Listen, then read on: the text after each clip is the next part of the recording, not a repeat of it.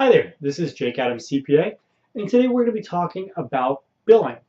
Now, the question I get asked often is, how do I bill for accounting and tax services when I'm talking about tax strategy?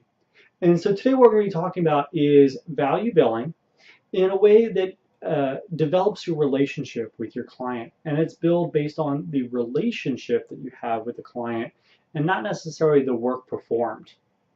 Now, this is traditionally different than the traditional accounting CPA lawyer environment where we're really used to uh, hourly billing. So what I'm going to challenge you to do is to unlearn what you've probably have learned or probably done in the past, which is the original or the regular hourly billing, right?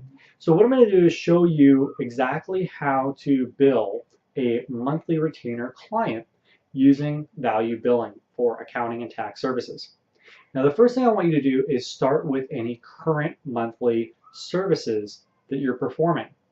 Now, you may be offering payroll or bookkeeping or a CFO level service. If you are, that's great. Just go ahead and add that in to the current service pricing that you're going to be offering. And that's the easiest way to bill the monthly because you're already billing monthly. Let me give you an example. Let's say you are doing payroll and you're charging $50 a month for payroll. Right? So there would be $50. Now you're also, let's say, charging $100 for bookkeeping. Right? We have $100. And let's say you're also doing $200 a month for CFO services. So already right there, you're doing really great because you have $350 of monthly billing. Now, if you're not doing monthly billing, that's okay, right? Because this is something that if you are doing it, that's okay. If you're not doing it, that's okay as well. But this is going to give us a starting point on where we can start the monthly billing. Now what I want you to do is look at your yearly billing, right? So what would you charge that client on a yearly basis? This is usually tax returns or audits or compilations, anything you're going to do like that. But let's just look at the basic tax services of a 1040 individual tax return and let's say a 1120S for an S corporation. So if you look at the traditional costs, right, you're probably going to be looking at anywhere from $350 to $500 for a 1040 tax return prepared by a CPA. Now, your rate may vary. It's totally up to you as far as what you want to charge for that 1040. But let me give you an example of $350. So this would be your yearly fee of $350 for a basic 1040 tax return. Now, your S corporation or your 1120S, let's say that's $650. So if we add the $350 to the $650, we get $1,000.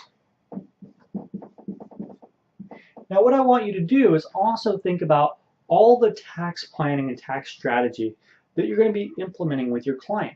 This is really important to give a good value to these services, right? And it's totally up to you as far as what you would normally charge per hour. However, it's up to you and your current prices or what you would like to be charging. You can put those prices into where you are right now or where you would like to go in the future. It's totally up to you, but I'm going to show you where you can go and then how you can raise those prices. So let's say that you want to charge $300 an hour and you think that it's going to take about 3 hours to implement this. And then you also want to meet with the client once or twice throughout the year to review it, make sure they're doing it correctly, work on some strategic plans. So let's say that's going to be another 4 hours. So let's do 5 hours, right? So let's say 3 hours for implementation. So this would be tax strategy. So tax strategy, let's say we're going to do 3 hours of implementation, and we're going to do 5 hours of meeting with the client throughout the year. And of course, you don't really know exactly how much time you're going to spend with them, but this is a good ballpark. So that's going to give us 8 hours. And let's say we want to do $250 an hour, right? 8 times 250 will give us $2,000, right?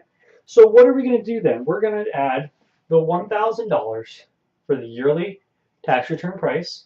This is your individual 1040 and your 1120S.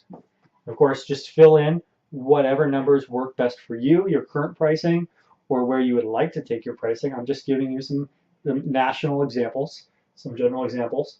And let's say that would be $1,000. Tax strategy, 3 hours for implementation, 5 hours of meetings, 2 or 3 meetings throughout the year.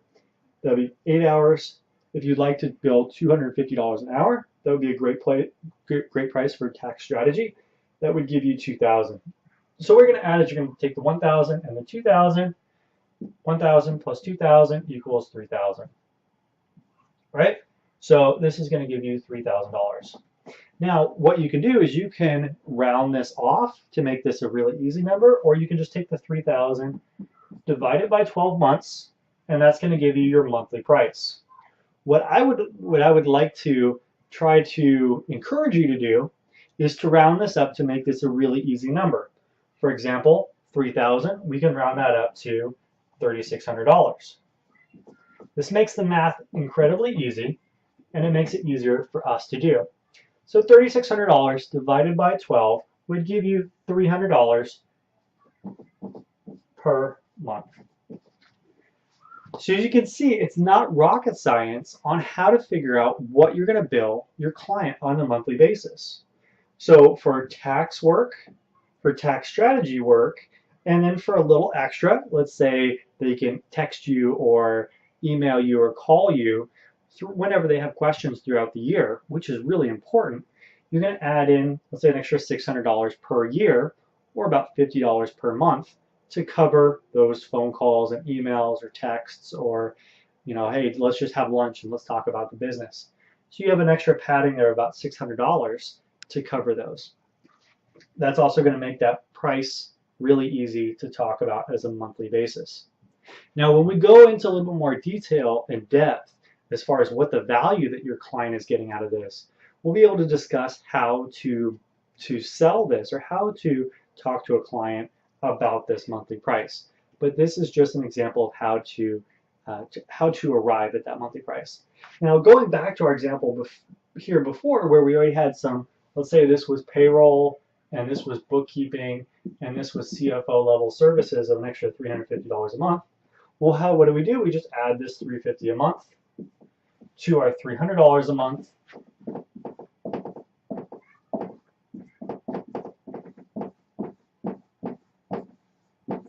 To arrive at $650 per month. You can see this is incredibly easy as far as how to arrive at the price that the client understands where they are and how much it's going to be. Now, if we want to look into how to raise this later, it's fairly simple. All we have to do is add a extender price on there, right? So we can say it's $300 a month for the first 12 months, and then we have a 5% yearly increase. So then that means every year it'll go up to $2. You can round it up, $302 per month. And clients are understanding with that. They understand that prices go up with inflation, and it's completely up to you if you want to stay at that price or raise it up, or as your clients grow, you can find more value-add services like additional tax strategy, additional meetings, or additional things that you can feel like you can bill an additional premium rate for that. So I hope that helps you, and looking forward to seeing you in the next video.